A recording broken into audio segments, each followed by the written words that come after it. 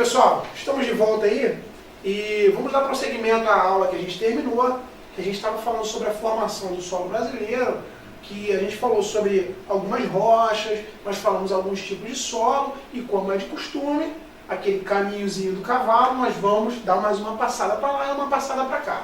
Ok, pessoal? Recapitulando, pessoal, a gente falou sobre alguns tipos de formação de rochas. Nós falamos de rochas intrusivas, que são rochas que se formam no interior do planeta, sob pressão, sob alta temperatura. E isso faz com que a gente tenha aqueles minerais sempre aparentes ali daquele paralelepípedo lá, rochas intrusivas.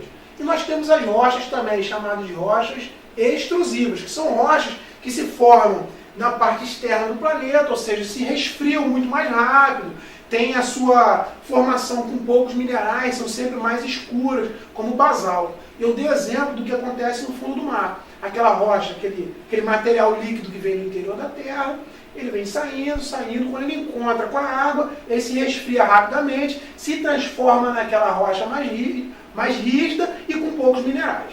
Ok, pessoal? Pelo menos aparente, que é o caso do basalto, aquela rocha mais escura. Ok, pessoal? E nós falamos aqui também de dois solos, de vários solos, mas eu quero exaltar dois solos mais importantes aqui, que é o solo, que é a terra roxa, e o solo massapê.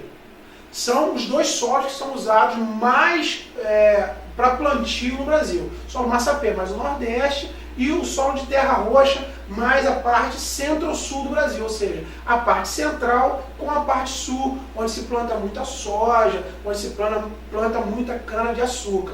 Então, terra roxa para baixo e o solo massapê lá no Nordeste. Ok, pessoal? Então, essa é a nossa recapitulação. Só que a gente vai fazer agora, pessoal, uma bateria de exercícios, ok? Essa matéria, mais uma vez, é uma matéria, ao meu ver, uma matéria um pouco complicada, porque ela não tem onde muito você se agarrar, como se você estivesse atravessando uma piscina em que a borda está meio longe. Mas é uma matéria que ela pode te emboscar. E na corrida, pessoal, para você conseguir uma nota boa, aquela aprovação, você precisa se agarrar em todos os pontos possíveis. Você não pode deixar nada passar, nenhum pontinho passar, porque aquele pontinho pode te levar a uma derrota. E aquele pontinho pode te levar a uma derrota, a uma aprovação, a tua tão sonhada viagem à Disney. Ok, pessoal? Então vamos se agarrar nos pontos que nós pudermos. A gente vai tentar dar aquela ajuda, vamos fazer uma bateria de exercícios e sempre indo e voltando na matéria. Ok, pessoal? Para a gente não ficar também esperando muito as coisas acontecerem. Vamos fazer acontecer isso daí. Legal, pessoal? Vamos seguir.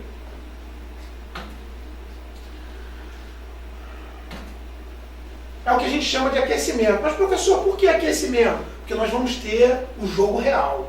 O jogo real será em um determinado momento que eu vou trazer algumas questões de algumas escolas do Rio de Janeiro, de São Paulo, de Minas, questões que acontecem em Pedro II, em colégio de aplicação da UFRJ, para que você veja que o que a gente está fazendo está surtindo resultado de uma forma bem simples, de uma forma bem dinâmica e de uma forma bem leve. Isso está surtindo efeito. Então aqui nós vamos fazendo só o nosso aquecimento, aquele preparativo, vamos que vamos. Quando você der por conta, o negócio está entrando na massa do sangue, como a gente diz aqui no nosso curso, ok, pessoal?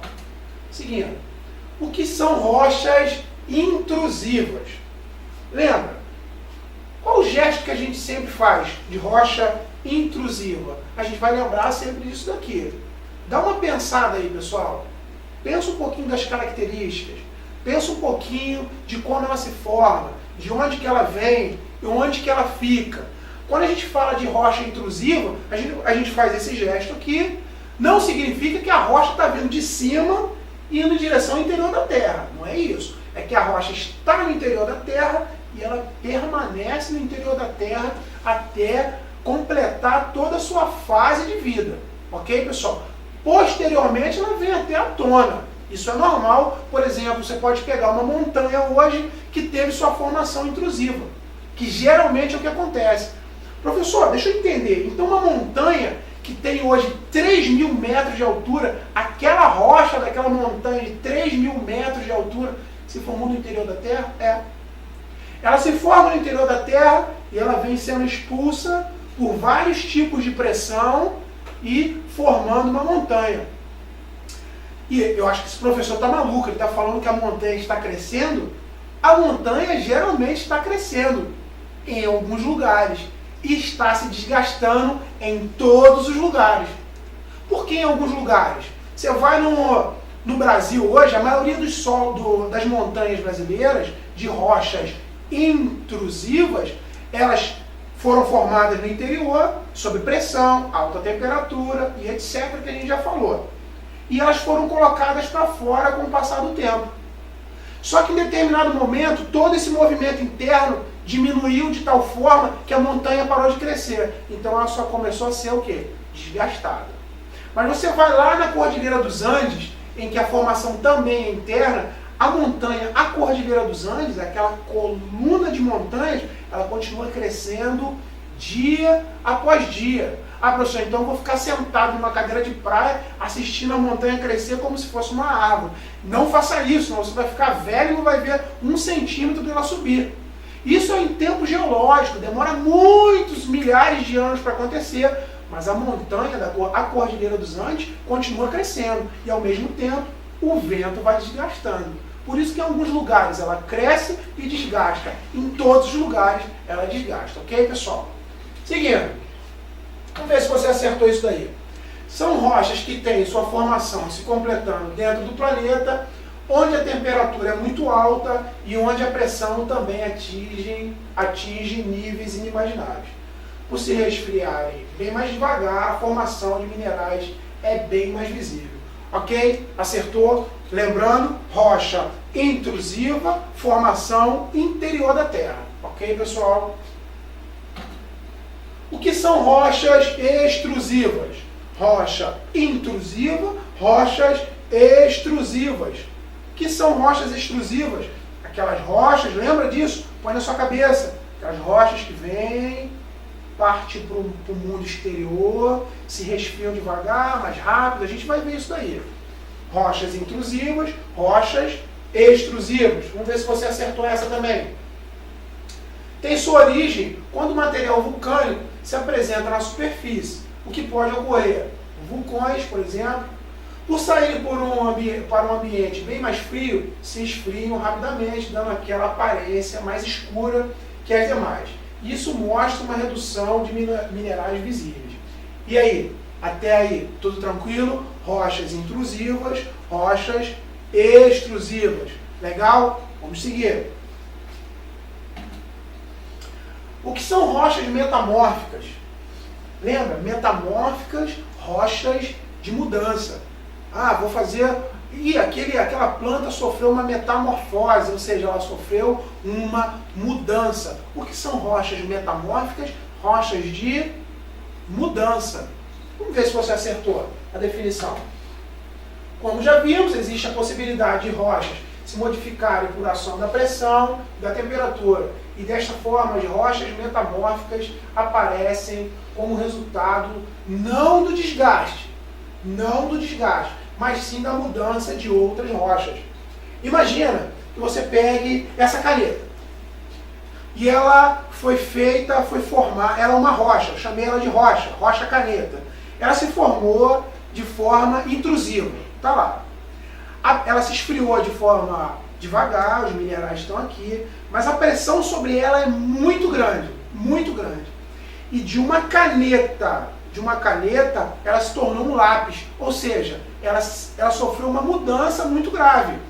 Uma mudança de caneta, ela virou um lápis. E isso é uma mudança que a gente vai chamar de metamorfismo, ou seja, rocha metamórfica. Eu não falei de desgaste, eu falei de pressão e temperatura. E ela se transformou numa nova rocha.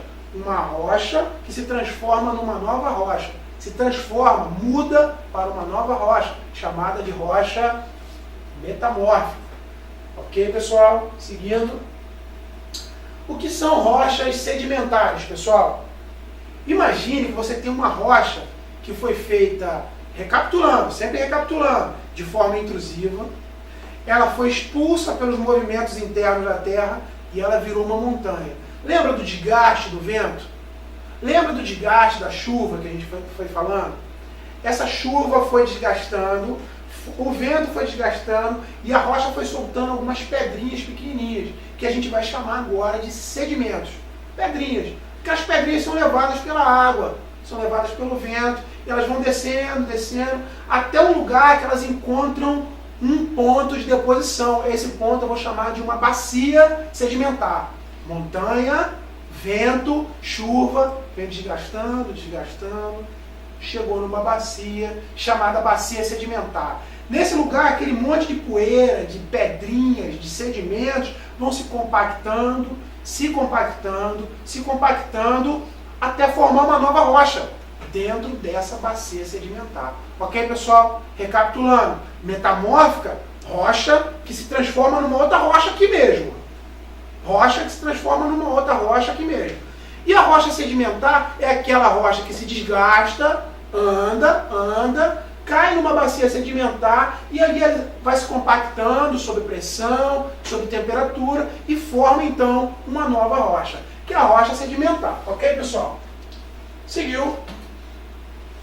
Vamos lá. São resultados de desgaste de outras rochas, pequenos grãos que são conduzidos por água ou vento, por exemplo, chegando em bacias sedimentares.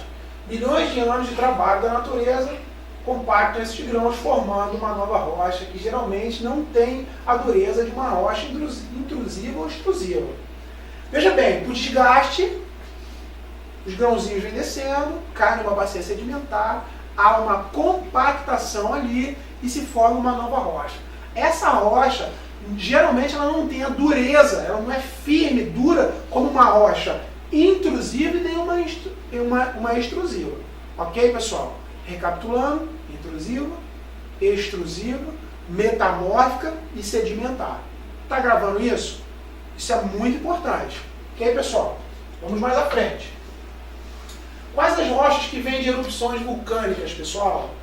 Lembre lá, boca do vulcão, cuspiu a rocha lá, cuspiu aquele material líquido e ela vem descendo. Esse tipo de rocha é rocha intrusiva ou é uma rocha extrusiva? Acho que você já consegue responder essa pergunta, né? São as rochas extrusivas. Olha lá, explodiu o vulcão, jogou a rocha para fora. Ok, pessoal? E essas rochas se resfriam rápido ou devagar? É só você imaginar. Está lá no vulcão, a rocha saiu, aquele material líquido saiu, se deparou com o vento, com a chuva, com a baixa temperatura, e ela se esfria rápido ou devagar? Ela vai se resfriar mais rápido, pessoal. Ela vai se resfriar mais rápido, porque ela não vai ter aquela acomodação do interior da Terra. Rochas metamórficas vêm do desgaste ou da modificação de outras rochas, pessoal? Ela vem da modificação de outras rochas. Rochas metamórficas se transformam em novas rochas. Rochas sedimentares se desgastam, correm com a chuva, se depositam e formam novas rochas. Ok, pessoal? Bom, pessoal, nós temos aqui a nossa oitava pergunta. Quais são os tipos de solo mais encontrados em território brasileiro? Lembre-se, pessoal, nós falamos de 4 tipos de solo, só que 2 deles eu queria que você desse uma importância vital, porque são os mais perguntados em todo tipo de prova, escolar e de concurso. Mas bem de escola, isso daí pergunta bastante. Terra roxa e solo massapê. Pessoal, não pode, hipótese nenhuma, você deixar passar terra roxa e o solo massapê de graça. Terra roxa, região central do Brasil para a região mais sul. E o solo massapê está lá na região nordeste. Professor, então não tem importância salmourão, aluviais? Tem importância sim. Só que toda a economia agrária brasileira está apoiada em solo massapê e em terra roxa. Ok, pessoal? Então, pessoal, a gente encerra aqui essa videoaula, pessoal, e até a próxima, ok? Abraço.